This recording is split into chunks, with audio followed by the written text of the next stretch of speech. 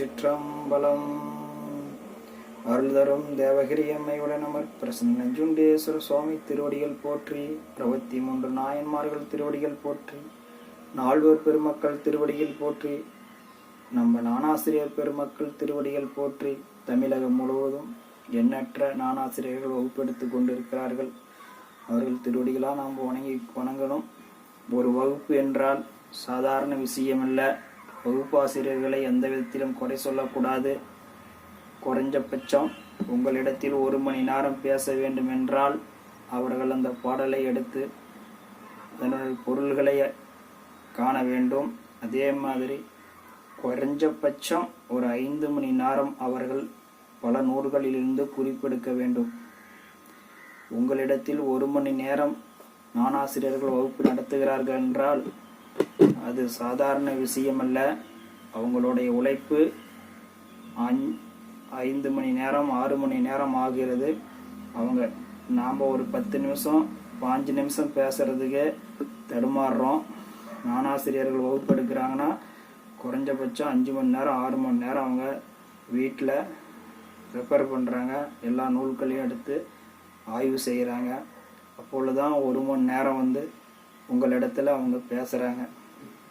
அவங்க கஷ்டங்களை நீங்கள் புரிஞ்சிக்கணும். ஏதோ வகுப்புக்கு வரோம், 1 மணி நேரம் அந்த வகுப்பை கேட்குறோம் அப்படின்னு போகக்கூடாது. அந்த வகுப்பில் சொன்ன நானாசிரியர்கள் சொல்படி நீங்கள் வாழ வேணும். நீங்கள் நல்ல முறையாக வாழ்வதற்காகத்தான் நானாசிரியர்கள் 5 மணி நேரம் தனது பணி சுமைகளெல்லாம் ஒதுக்கி வைத்துவிட்டு இன்று நம் மாணவர்களுக்கு நல்லவித கருத்துக்களை ஈசன் திருவடியை சேருவதற்கு தேவையான அத்தனை செய்திகளையும் இன்று மாணவர்களுக்கு என்ன முக்கிய செய்திகளை சொல்லலாம், சிறந்த தகவல்களை சொல்லலாம், அவங்க வினைகளை கழிப்பதற்கு என்னென்ன வழிமுறைகள் இருக்கிறது என்று தேடி கண்டுபிடித்து உங்களிடத்தில் பேசுகிறார்கள். அந்த குரு உபதேசங்களை நானாசிரியர்கள் உபதேசங்களை மிக கவனமாக நீங்கள் மனதில் பதிய வைக்க வேண்டும். மனதிலே பதிய வைக்க முடியாதவர்கள் தயவு செய்து போய் குறிப்பு எடுத்துட்டு போய் அவங்க சொல்லுவதே முக்கியமாக ஒரு 10 குறிப்பு 10 குறைஞ்சபட்சம் நீங்கள் குறிப்பெடுக்க வேண்டும். ஒரு 5-6 பக்கம் வரும். நீங்கள் அந்த வகுப்பு 1 மணி நேரம் வகுப்பில் குறிப்பெடுத்தீங்கன்னா முக்கியமான தகவல்களெல்லாம் நீங்கள் குறிப்பெடுத்து மீண்டும் அதை வீட்டிலே போய் ஒரு முறை அதை பார்த்து வர வேண்டும். அப்பொழுது முழு வகுப்பும் உங்களிடத்தில் மனதில் நிற்கும். அதை எடுத்துக்கொண்டு நீங்கள் வாழ்வில் அடுத்த நிமிஷமே நீங்கள் வாழ்வில் கடைபிடிக்க வேண்டும். ஆனால் தயவு செய்து நானாசிரியர்கள் மிகவும் மாணாக்கள் வினைப்பயனிலிருந்து கடந்து வரவும் அந்த ஆன்மாவுக்கு இருக்கின்ற ஆணவமலம் நீங்குவதற்காக இறைவனால் அனுப்பி வைக்கப்பட்டவர்கள் தான் இந்த நானாசிரியர் பெருமக்கள். இன்று தமிழகம் முழுவதும் உலகம் முழுவதும் எண்ணற்ற நானாசிரியர்கள் சிவபெருமான் அவர்களை வைத்து இந்த உயிர்களுக்கு உய்வை பெறுவதற்காக அவங்கெல்லாம் தங்களுடைய சிவ சிந்தனை கருத்துக்களை பேசி வருகிறார்கள். அதை நீங்கள் தயவு செஞ்சு நீங்கள்லாம் மேல்நிலைக்கு போகணும்னு அவங்க கஷ்டப்பட்டுட்டு இருக்கிறாங்க. பொருளாதாரங்கிறது அடுத்த பட்சம். பொருளாதாரங்கிறது அது எப்படி வேணாலும் அவங்களுக்கு உழைக்கிறதுக்கு பல வழிகள் தெரியும். ஆனாலும் நம்மளுடைய மாணாக்கள் அறியாமல் இருக்கிறார்கள். அவர்களுக்கு சிவ செய்திகளை கொண்டு செல்ல வேண்டும். அவர்களும் இந்த உயிர்கள் மேன்மையடைய வேண்டும் என்ற உங்களிடம் உள்ள அன்பின் காரணமாக நம்ம சார்ந்த மாணாக்களுக்கு நன்னெறியில சிவநெறியில நின்று அவர்கள் உயர்வு நிலை அடைய வேண்டும் என்பதற்காகத்தான் உங்களிடத்தில் பேசி வருகிறார்கள். வேற எந்த நோக்கமும் இல்லை. அதை நீங்கள் அதை நீங்கள் கவனமாக பயன்படுத்தி கொள்ள வேண்டும். எந்த சூழ்நிலையிலும் வகுப்புகளை நீங்கள் தவறாமல் கலந்து கொள்ள வேண்டும்.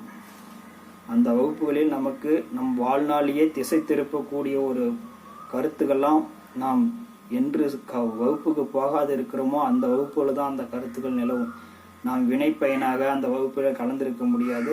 அன்றுதான் அந்த வகுப்புகளில் மிக சிறப்பான அந்த நம்ம வாழ்க்கையே திசை திருப்பக்கூடிய அந்த நானாசிரியர்கள் உபதேசங்கள் இருக்கும். அதனால் வகுப்புகளெல்லாம் தவறாமல் கலந்துக்காங்க. சிவமந்திரம் உணர்த்திய சிவநெய் என்ற தலைப்பில் ஏதோ சுவாமி திருவருளின் கருணையில் அவர் மன்னிக்கணுன்னு ஏதோ பேசணுங்கிற ஆசையில் என்னுடைய அனுபவத்தை ஏதோ உழப்பறிக்கலாம் அப்படின்ட்டு பேசிக்கிட்டு இருக்கிறேன். பெரியவங்க நிறையா இருக்கிறாங்க. நாம்பளும் ஆசிரியர்கள் அடிக்கடிக்கு சொல்லுவாங்க, மாணாக்கள் எப்போதும் நாம் பேசி பழக வேண்டும் அப்படின்னு சொல்லுவார். அதனால தான் அடியன் பேசிக்கிட்டு வருகிறேன். அப்பொழுதுதான் நமக்கு ஒரு பயிற்சி கிடைக்கும். அன்பர்களுக்கு எளிமையான முறையில் இந்த பயிற்சியை கொண்டு சேர்க்க வேண்டும் என்பது தான் சிவ வழிபாட்டில் அடியன் எல்லாமே குறிப்பு தான் நான் பேசுகிறேன். நேரடியாக இலக்கண அடிப்படையில் நான் பேசலை. குறிப்புகளை அங்கங்கே எடுத்துக்கொண்டு அந்த குறிப்புகளை உங்களிடத்தில் சொல்லிவிட்டு வருகிறேன். திருமந்திரத்திலிருந்து சில அனுபவங்களை பேசிக்கிட்டு வருகிறோம். அதில் திருமந்திரம் உணர்த்திய சிவ நெய் அப்படின்று இந்த தலைப்பில் இன்னைக்கு 19வது நாளாக பேசிக்கிட்டு இருக்கிறோம். பாடல் 6. முன்னை ஒப்பாய் உள்ள மூவருக்கும் மூத்தவன் தன்னை ஒப்பார் என்றும் இல்லாத தலைமகன் அன்னை அப்பா என்னிலும் அத்தனுமாய் உள்ளான் பொன்னை ஒப்பா ஆகின்ற புகத்தானே. சுவாமி என்ன பண்ணுறாரு, இந்த அண்டா சராச்சரங்களுக்கும் அவர் தான் தலைவன் அப்படின்னு திருமூலர் சொல்கிறாரு. அவர் மிகவும் பெருமை கூறியவர். அப்படிப்பட்ட நம்ம சுவாமியை வணங்குவது நமக்கு பெருமை. சுவாமி இந்த உலகத்தில் அழிவுற்ற காலத்திலும் இருக்கிறாரு, இப்பயும் இருக்கிறாரு, எல்லா சூழ்நிலையும் இருக்கிறாரு. மூன்று பிரம்மா விஷ்ணு ருத்ரன் மூன்றுக்கும் அவர் தலைவனாக இருக்கிறாரு. இந்த உயிர்களுக்கு தலைவனாக இருக்கிறாரு. ஆன்மாக்கள் எல்லாம் இறைநிலை அடைவதற்கு கூட இருக்கிறாரு. இப்படிப்பட்ட சுவாமியே அவர் இந்த பாடலில் பெருமையாக சொல்லியிருக்கிறாரு. அதை நீங்கள் மனதாரை உணர்ந்து நீங்கள் தினசரி வழிபாடு செய்து கொண்டு வர வேண்டும். அவர் பொன்னிறமாக இருக்கிறாரு. சுவாமி திரும்ப திரும்ப அவருடைய பெருமைகளை சொல்லி கொண்டு வருகிறார். தினசரி கோயிலுக்கு வாங்க, தினசரி வழிபாடு செய்து திருமுறைகளை பாடி வழிபாடு செய்ய வேண்டும். திருக்கோயில்களில் தினசரி உச்சகால பூஜ்யத்தில் அபிஷேகம் நடக்கிறது. அந்த அபிஷேகத்தில் நீங்கள் மனக்கண்ணில் பார்த்து கொண்டு நீங்களும் மனதாலே பூஜை செய்து வர வேண்டும். அப்பொழுதுதான் உங்களுக்கு நல்ல குருநாதர் கிடைப்பார், உங்களுக்கு நல்ல ஆசிரியர் கிடைப்பார். அதை பயன்படுத்தி கொண்டு இந்த ஆன்மா இறைவனிடத்தில் போய் சேரும். உங்களுக்கு எல்லா விதமான வாய்ப்பும் இறைவன் தந்திருக்கிறார். காரணங்களை சொல்லிக்கொண்டு ஏமாற்றிக் கொள்ள வேண்டாம். எதை எடுத்தாலும் காரணம். உங்கள் காரணங்கள் தான் உங்கள் வாழ்க்கையை சீரழிக்கிறது. உலகத்தார் எந்த சூழ்நிலையிலும் உங்களை மீறி உலகத்தார் எந்த விதத்திலும் உங்களுக்கு துன்பம் தர முடியாது. நீங்கள் படும் ஆசை, உங்கள் மனதில் தோன்றுகிற எண்ணங்கள் தான் உங்களை சீரழிக்கும். எண்ணங்கள் தோன்றும் பொழுதே சிவ சிவ என்று தோன்ற வேண்டும்.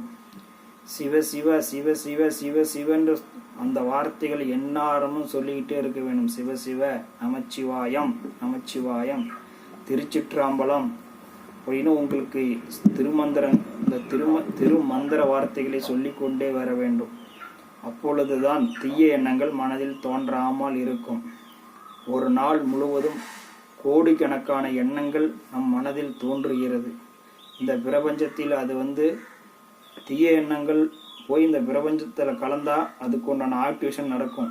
அதே மாதிரி நல்ல சிந்தனைகள் போய் கலந்தா அது மீண்டும் நமக்கு நன்மை சேரும். இந்த மனதில் தோன்றுகின்ற எண்ணங்கள் அது பதிவு செய்கிறது, மீண்டும் திருப்பி நமக்கு அனுப்புகிறது. அதனால தான் நாம் ஒரு மனதில் துன்பத்தை நினைத்தோமென்றால் மீண்டும் துன்பம் போய் பிரபஞ்சத்தில் கலைக்கிறது. அது நம்மளையே சுற்றிக்கிட்டு இருக்கும் அந்த எண்ணாலைகள். அதனால் எந்த சூழ்நிலையிலையும் நாம் சிவசிந்தனைகளாக இருக்கணும். தவறான கருத்துக்களை பரிமாற்றம் செய்யக்கூடாது. மிக ஜாக்கிரதையாக இருங்க. வழிபாடு என்பது, சாமி வழிபாடு என்பது ஈஸின்னு நினைக்கக்கூடாது. அது நாங்கள் பயிற்சிகள் மூலம் எடுத்துக்கொண்டு வர வேண்டும். மிகவும் கவனமாக இருக்க வேண்டும். நீங்கள் ஒரு 20 வருஷம் பக்குவமாக இருப்பீங்க. வழிபாடெல்லாம் சிறப்பாக செய்வீங்க. ஒரே ஒரே ஒரு ஒரே ஒரு செகண்டில் உங்களுக்கு சுவாமி கோபத்தை உண்டாக்கி அந்த 20 வருஷ வழிபாட்டையும் ஒன்றும் இல்லாமல் பண்ணிடுவார். மீண்டும் ஃபஸ்ட்டுலேருந்து தான் வரணும். அதனால தான் ஜாக்கிரதையாக இருங்க. எந்த சூழ்நிலையிலும் உங்களை சுவாமி கோபப்படுத்துவார். யாரையாவது ஒருத்தரை வச்சு கோபப்படுத்துவார். யாரையாவது ஒருத்தரை வச்சு கேள்வி கேட்க வைப்பார். யாரையாவது ஒருத்தரை மனம் புண்படுத்துகிற மாதிரி பேச வைப்பார். இதற்கு எல்லாமே நாம் சிவசிவா திருவருள் செயல், திருவருள் எல்லாம் திருவருள் செயல வாழ்கிறேன். உங்களையே ஒருத்தர் திட்டினாலும் அது சாமி தான் திட்ட வைக்கிறாரு. அப்போ உன்னுடைய வழிபாட்டில் இவன் என்ன பக்குவமாக இருக்கிறாரான்னு சுவாமி சோதிக்கிறார். கவனமாக இருக்கணும். சுவாமி எந்த இடத்துல வேணால் வருவார். கோயிலுக்கு தினசரி வரவங்களை அவங்க சோதிப்பாங்க. அதனால தான் நீங்கள் கவனமாக இருந்தீங்கன்னா வழிபாட்டு பலன் அப்படியே உங்களுக்கு அடுத்த விரைவில்லாத நிலைக்கு கொண்டு செல்லும். இறையானந்தத்தில் சிவ ஒளியாக சுவாமி உங்களை மாற்றுகிறார். இந்த பாடலில் தான் சொல்கிறாரு, சுவாமி ஒளியாக இருக்கிறார். உயிர்களில் நம்மளுடைய உயிரில் ஒளியாக இருக்கிறாருன்னு சுவாமி திருமந்திரத்தில் ஐயா சொல்கிறார் இந்த பாடலில். அப்படிப்பட்ட சுவாமி அந்த ஒளி வடிவத்தை நம்ம பெறுவதற்கு நாம் மிக கவனமாக இருக்கணும். எந்த அளவுக்கு கோயில் வழிபாட்டுக்கு நேரத்தை செலுத்தி நம்ம வருகிறோமோ அந்த அளவுக்கு கோயில் வழிபாடு முழுவதையும் நம்ம கவனம் செலுத்த வேண்டும். எந்த இடத்திலையும் தவறான வார்த்தைகளையோ, திருக்கோயில்களில் மிக அமைதியாக இருக்க வேண்டும். எந்த இடத்திலும் யாரையும் கேலி பண்ணி சிரிப்பதோ அது மாதிரி செயல்களை செய்யக்கூடாது. அங்கே எல்லாரும் அங்கே சிவ பூதகணங்கள் எல்லாம் கண்காணித்து கொண்டிருப்பார்கள். அங்கே நாம் சிரித்து கொண்டு இருப்பது கூட ஒரு சில பேருக்கு மன உளைச்சல் ஏற்பட்டால் அந்த நாம் சிரிக்கிற ஒரு சிரிப்பு கூட மற்றவர்களுக்கு ஒரு மன உளைச்சல் சிவாலயத்தில் ஏற்படும் பட்சத்தில் அந்த சிரிப்புக்கு நாம் அதுக்கு தண்டனை அனுபவிக்க வேண்டும். அதெல்லாம் நிறைய விஷயங்கள் இருக்குது. திருக்கோயிலில் நிறையா வழிபாட்டு முறைகள் இருக்குது. அதெல்லாம் கொஞ்சம் கொஞ்சம் கடைப்பிடிச்சாதான் நம்ம ஆன்மா இறைநிலைக்கு அடைய முடியும். நம்ம வாழ்க்கை எந்த விதத்திலும் துன்பமே வராது. துன்பம்னா என்னன்னு கேட்கலாம். துன்பமே இருக்காது. ஏன்னா நம்மளுடைய மனம் ஆசைப்படுவதனால தான் துன்பம் வருகிறது. எதிர்பார்ப்புகள் இருப்பதனால தான் நமக்கு துன்பம் வருகிறது. எதையும் எதிர்பார்க்காமல் நம்ம பழகி வர வேண்டும். எதையும் எதிர்பார்க்காமல் இறைவனிடத்தில் விண்ணப்பம் வைத்து கொண்டிருந்தால் இறைவன் சீக்கிரமாக வருவார். அதை நாம் இறைவனிடத்தில் போய் விண்ணப்பம் நிறையா இதையும் வச்சு கேட்டோமா, பணம் கொடு அது கொடுன்னு கேட்டால் என்னடா அப்படின்னு யோசனை பண்ணுவார். இந்த உலக பொருட்களையே இவர் ஆசைப்பட்டு கேட்குறானே அப்படின்னு சுவாமி நம்மளை வெயிட்டிங் லிஸ்ட்டில் வச்சுருவாங்க.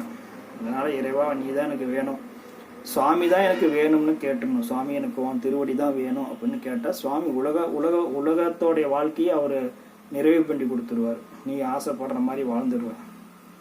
நாம் இறைவனுடைய திருவடி தான் வேணும், இறைவனுடைய திருவுள்ளம் தான் வேணும்னு நாம் வழிபாடுகள் செய்து வர வேண்டும்.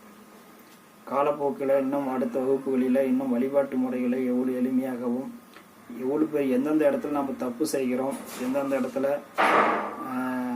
நம்ம போய் சிக்கிக்கிறோம், எந்த இடத்துல சிக்கிறமெல்லாம் பார்க்கலாம், வருங்காலத்தில் பார்க்கலாம்.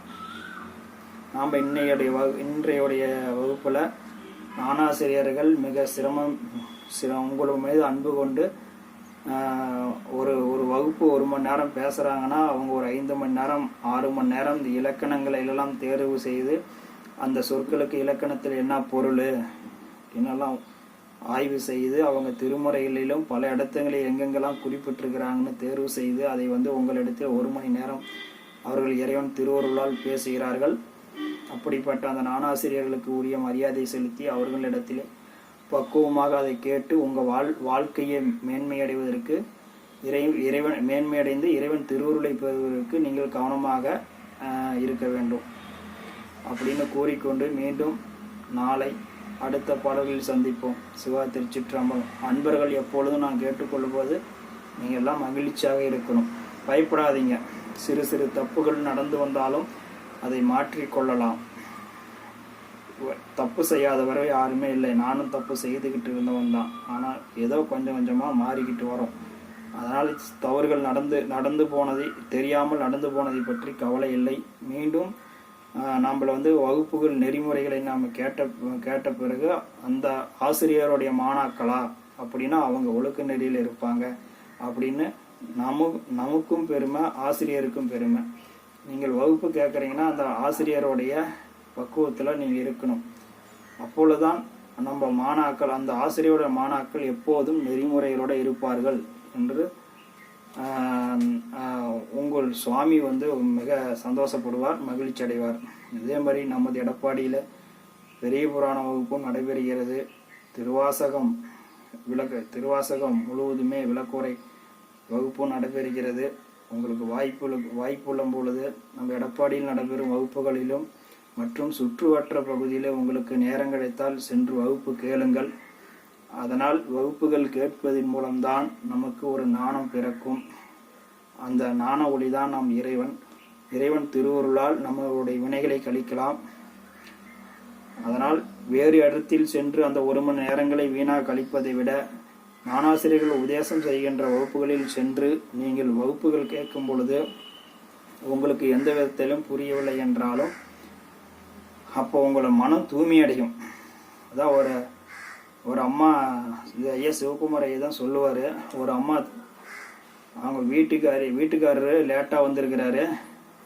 என்னங்க மணி 10 மணிக்கு வீட்டுக்கு வரீங்க, என்ன இன்ன வரைக்கும் எங்கே போனீங்க அப்படின்னு கேட்குறாங்க.